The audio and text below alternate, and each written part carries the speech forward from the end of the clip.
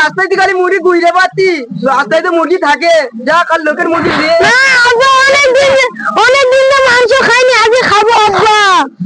আচ্ছা ঠিক আছে, মুরগিটা আমার কাছে দে, পাড়া বুঝি লোকের কাছে জিজ্ঞেস করে আসি, তখন তোর মার কাছে বস, মুরগিটা আমার কাছে জিজ্ঞেস করে আসি।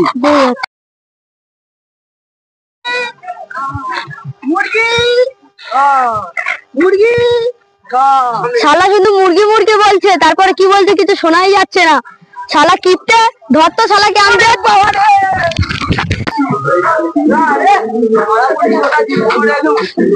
মুরগি না আব্বা বটি আনবো, মুরগি আনলে না না, তোর নানি আইলে কালকে কেটে খাবি এখন। ঠিক আছে আব্বা।